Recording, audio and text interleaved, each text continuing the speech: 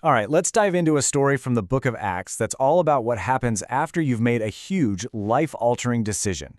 This isn't just some ancient tale. It's a really raw look at the true cost of conviction and what it means to sail directly into a storm you absolutely know is coming.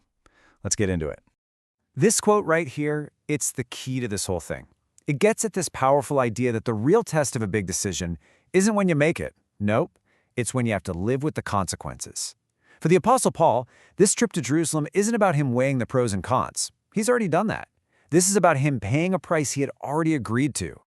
So let's be super clear from the start. We are jumping into this story right in the middle of the action. This is not about Paul trying to figure out what to do. That decision, it's made. The choice is settled. Our story is about what happens when that settled decision smacks right into reality.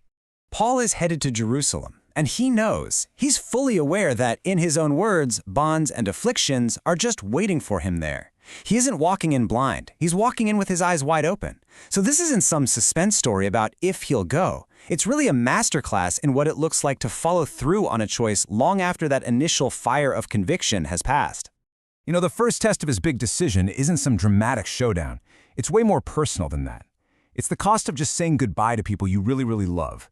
And it shows us that obedience, a lot of the time, begins with that quiet, painful act of leaving the safe shore behind. Now, check out the language here. Torn away. That's not just, we said our goodbyes. That is visceral. It's painful. Paul felt this separation, and he felt it deep. It's a huge reminder that following a calling doesn't make you a robot. It doesn't make you numb to the pain of leaving. He felt that pull, for sure, but he didn't turn back. And just like that, the momentum shifts. After that emotional goodbye, the story just kicks into gear. It's all forward motion. They find a ship, they get on, there's no waffling. It's such a powerful picture. When a decision is truly settled, you stop trying to renegotiate it at every single stop along the way. It's so simple, so direct, right? Just one step onto that ship. But it's an action that speaks way louder than any debate could. He knows what's waiting for him in Jerusalem, and he still walks up that gangplank. This is commitment in motion. And this just drives the point home. See, Paul isn't just kind of drifting toward his destiny. No, he is actively steering the ship right into it. Every single action is just a reaffirmation of the choice he made long before he ever saw this particular shoreline. Okay, let's move on to the next challenge, because this is where the pressure really starts to build. Now the opposition isn't coming from his enemies, but from his friends, people who love him and are giving him a warning they believe is coming directly from God. Now, this is a fascinating moment. You have people telling Paul, through the Spirit, not to go. So what do you even do with that? Well, here's a really crucial idea to think about. Sometimes a revelation isn't meant to redirect you. It's meant to ready you for what's ahead. The believers see the warning as a stop sign, but Paul understands it as a heads up. And then the warning becomes terrifyingly specific. A prophet named Agabus doesn't just talk, he puts on a whole performance. He grabs Paul's belt, ties up his own hands and feet with it, and says, "This is what's going to happen to the guy who owns this belt." Suddenly, the cost isn't some abstract idea of suffering. It's a real, visible, physical picture of chains. So what happens? The people start weeping. They are begging him not to go. It is a gut-wrenching plea of love. But listen to Paul's response. It's not, "I'm not scared," or "I'm excited about this." It's something much more profound. "I am ready." He's ready not just to be tied up, but to die. That is the language of someone who has already counted the full cost. And with this question, Paul shows he's not made of stone. He's literally saying, "You guys are breaking my heart."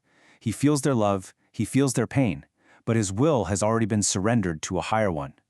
This isn't about being unfeeling. It's about being completely unwavering. So Paul finally gets to Jerusalem. But the test, it just changes shape again. It's no longer about physical threats. Now, it's about something that can cut even deeper, the cost to your reputation, of being completely misrepresented by your own community. At first, he's welcomed with joy. Everyone is celebrating what God has done through him. But then comes the but. The elders are worried. There are rumors flying around that Paul is teaching Jews to abandon their traditions. The tension is coming from inside the house. So what's their solution? They ask him to take part in a temple purification rite, just to prove he still respects the law. Now, Paul could have argued. He absolutely could have launched into a big theological defense of his ministry, but he doesn't. He chooses humility to preserve unity, which shows us that sometimes the cost of your calling is just surrendering your right to be perfectly understood. And now, we've arrived at the climax. Paul has been faithful. He's been humble. He has done everything they ask of him. And that is the exact moment when all the warnings, all the prophecies, just erupt into violent, chaotic reality. And you have to notice the irony here. His act of cooperation, his gesture of peace, it didn't stop the storm. It happened right as he was finishing it. And that's a powerful lesson. Obedience does not guarantee a calm outcome. You can do everything right and still find yourself smack in the middle of a riot. Suddenly, the entire city is just thrown into chaos. A mob forms, and it's all driven by nothing more than a false assumption, a rumor. I mean, think about the scale of this. It's not a few angry people. It is a citywide frenzy, and it's all aimed at one man. And then we get this really stark, symbolic act. They drag Paul out of the temple, and the doors are just slammed shut behind him.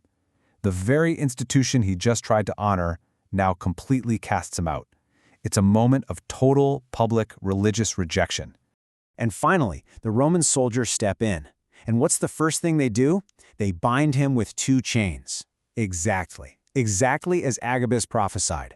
But here's the real takeaway. These chains are not a sign that he failed.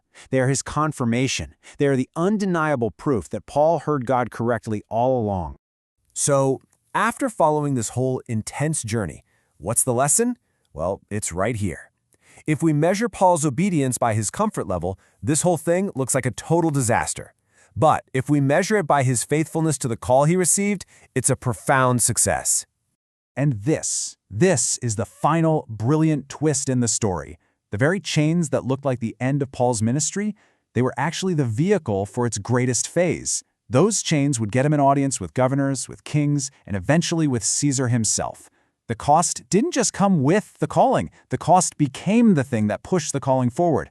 And that leaves us with a question to really think about in our own lives.